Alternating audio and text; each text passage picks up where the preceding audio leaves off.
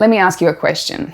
What if you were forced to give up your home? Not by criminals or by your government, but by the manipulation of the real estate market. We're told home ownership is a human right and a part of the American dream, but it's a dream that's quickly being shattered by the greed of massive corporations who hold ever more power over the price of real estate and who are driving up rent for ordinary people. Investors like Donald Trump claim to be real estate moguls, but he's a small fish compared to those who really influence the property market. Companies that are using their massive wealth and power to become the largest owners of real estate on the planet. Right now, we are living through a severe housing crisis, and it seems that there might be a lot of forces at play to ensure that things stay this way. To understand what is going on, we need to look at how a few companies may be manipulating the housing market, both globally and in the US. And let us start with Zillow, one of the biggest players in American real estate. Zillow is the largest real estate marketplace in the US, and the site has more information on properties in the US than anyone else. Its database contains more than 135 million entries, basically 96% of all real estate in the country. If you're buying or selling a home, chances are you go there first. This gives the company access to an insane amount of data. They know which zip codes are getting the most attention through searches and what property types are trending. And best of all, they know what people are willing to pay for houses in every area of the nation. With this much amount of data, Zillow has an incredible amount of power. And with such power, it is able to beat almost any normal buyer to getting the property that it desires.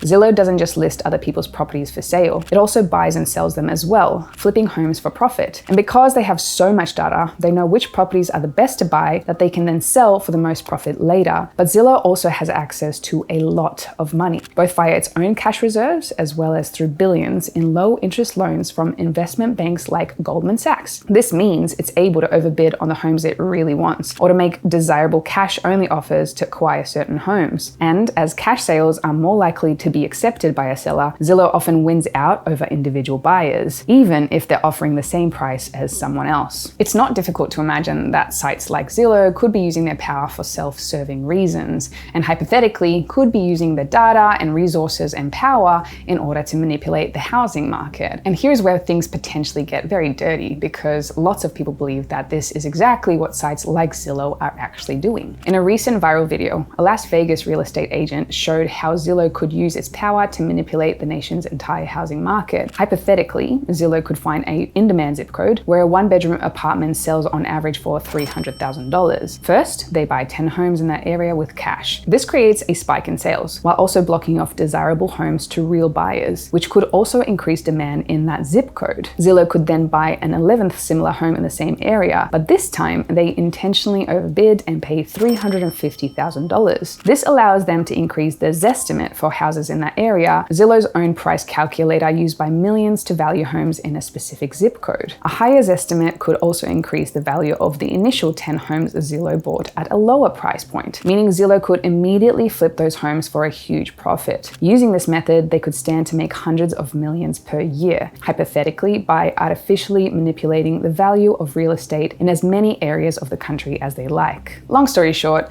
Zillow has the marketplace, the data, the cash in order to effectively control the entire real estate market. But this is all just hypothetical, right? There is no way that Zillow would actually be using its power in order to conduct this kind of manipulation, right? In a 2021 report, the publication Input told a story of a Florida resident who sold his house to Zillow. Prior to the sale, the estimate in his area dropped significantly to a lower price than it had been before. So thinking house prices in his area were on the decline, he took an offer from Zillow, who gave him slightly more than the estimate, making him think he was getting a good deal. Once sold, however, the estimate almost immediately increased, raising the price of his house by 14%. And within days, Zillow had sold the home to a new buyer, netting them a healthy profit, causing many to accuse the site of manipulating prices to screw real buyers and sellers. Other real estate platforms like Redfin and Opendoor have also been accused of these same manipulation practices, but all three companies have since denied any wrongdoing. So, is Zillow abusing its power in the housing market? I will let you be the judge of that. Let me know down in the comments below, and I'd also love to hear similar stories of things happening in your own country's real estate market. But here's the thing,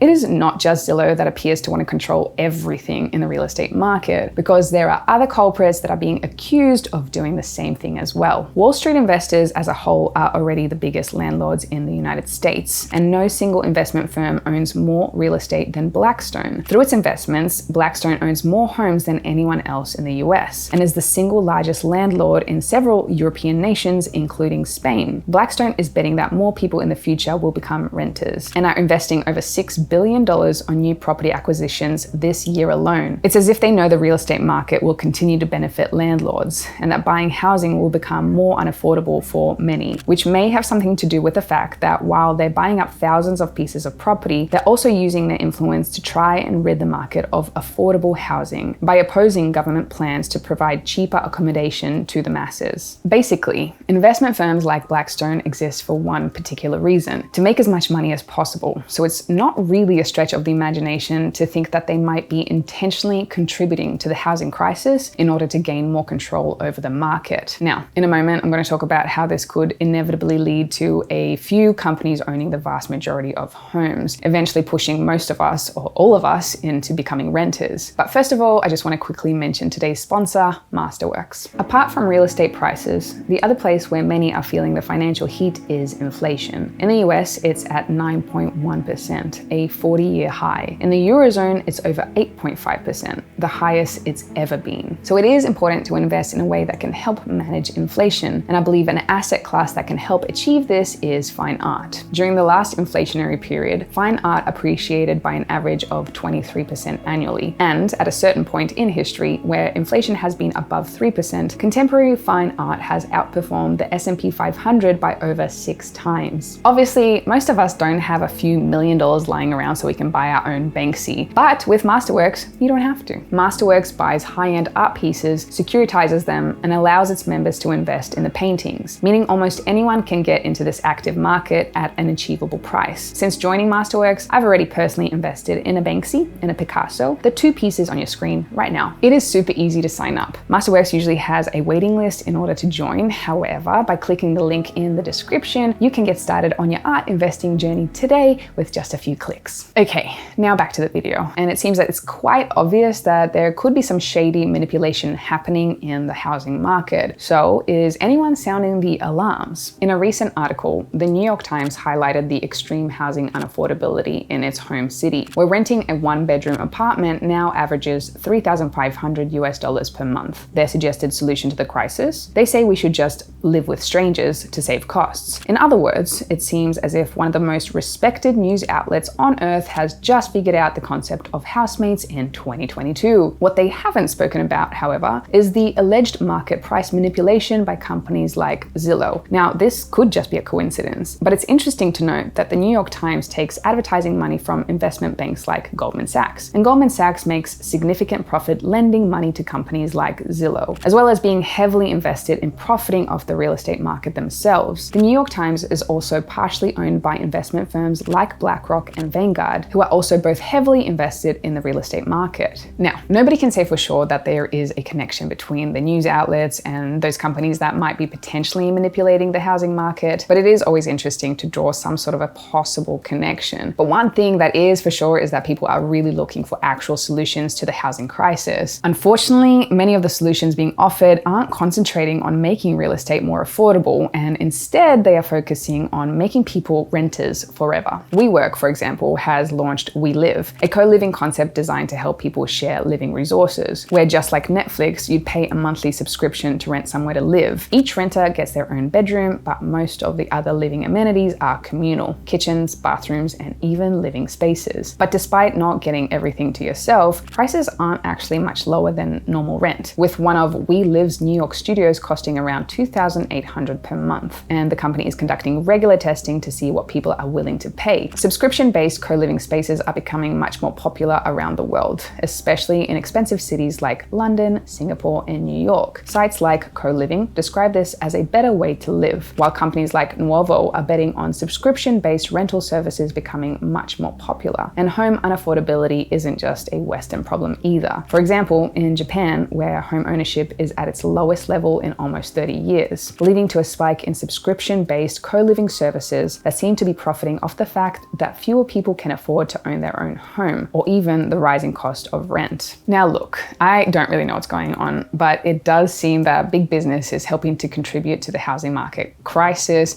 and then they are selling us a solution that might keep us dependent on them for a long time into the future and possibly forever, by essentially installing themselves as the landlords of the earth. So, is there anything that we can actually do about this? If you're not a fan of your right to own a home fading into oblivion, maybe it's time to stop. Stop investing with banks that seem like they're hell-bent on centralizing as much control of the real estate market as possible. Stop purchasing homes from institutional investors that are likely significantly driving up the cost of real estate for everyone. And stop using sites like Zillow if you fear they're possibly using their power to manipulate the market. Sure, these companies have way more power than any of us individually do, but their power comes from us, by our money flowing to them. And we all have the power to stop that flow by voting with our wallets. So while it does seem that the housing market situation is quite desperate, and it might seem like institutional investors have a crazy amount of power over the real estate market, just remember one thing. Without us, they are powerless. Thank you so much for watching. We have a newsletter that people rave about, 65,000 people getting extra educational nuggets on finances through beautifully written stories, linked down below.